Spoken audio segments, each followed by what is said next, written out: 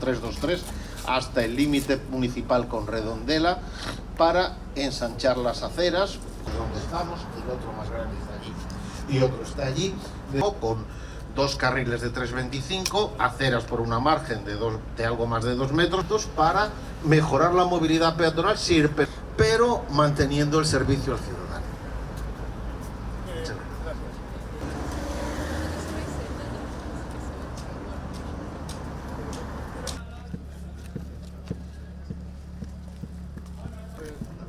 Fuera de Galicia, pero aquí en Galicia lo fabrican.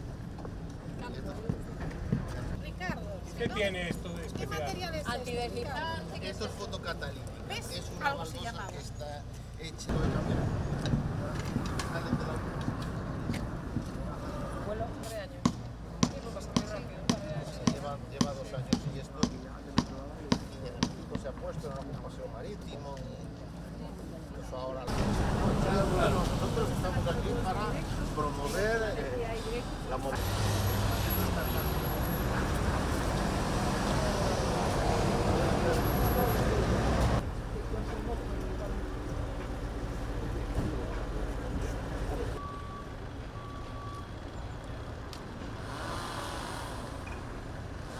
Digo fermoso barrio de Teis, que por suposto temos que pôr en valor e por eso tiñamos que culminar esa primeira fase da humanización que fixemos nese preto de medio kilómetro entre a Avenida da Armada e o IES e que agora culmatamos con este kilómetro e medio a maiores ata o término municipal de Redondela, dende o Instituto ata o término municipal de Redondela.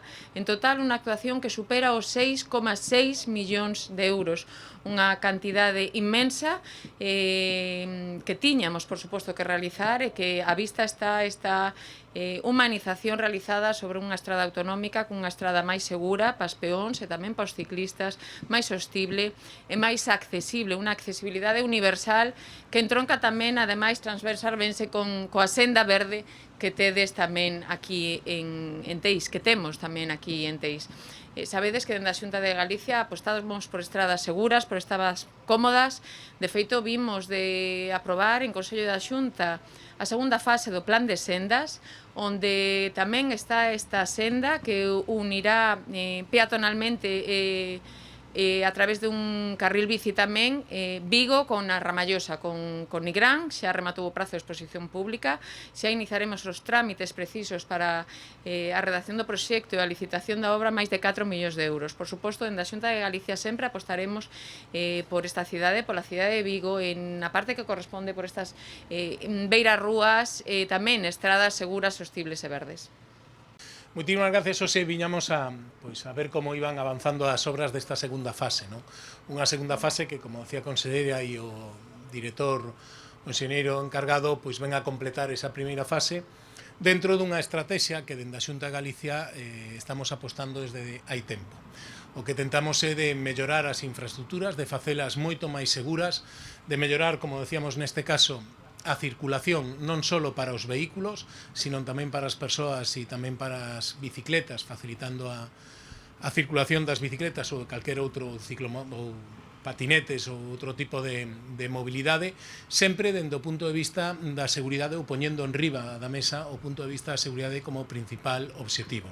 Así vamos a mellorar non só as aceras, facelas beiras rúas, facelas máis anchas, sino o propio asfaltado da carretera, e todo isto tamén sin perxudicar, como decía o director, o uso do vehículo, porque somos conscientes de que os veciños do barrio lóxicamente van a ter que seguir utilizando o seu vehículo, e por eso na actuación se contempla un incremento de prazas de aparcamento que van a estar nestas 3 zonas de aparcamento, e vamos a incrementalas nun 38%. Todas estas actuacións, como a que hoxe levamos a cabo, está incluída nunha estrategia galega de mobilidade na que incluímos moitas medidas e algunhas delas tamén nesta zona. Aquí incluímos os aparcamentos, os aparcadoiros disuasorios, incluímos as melloras de accesibilidade para as paradas de autobús e a conectividade.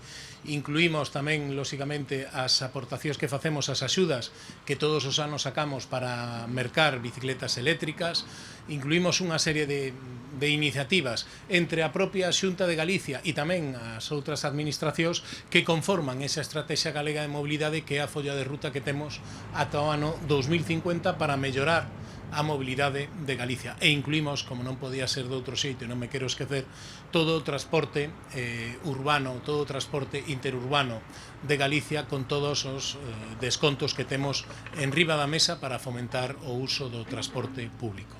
Así que, en definitiva, hoxe poñemos ou damos un paso máis visitando esta obra que se está executando, e esperemos que moi pronto, non sei cal é o prazo de remate, cando en este verán poida estar disponible para todos os veciños do Concello de Vigo.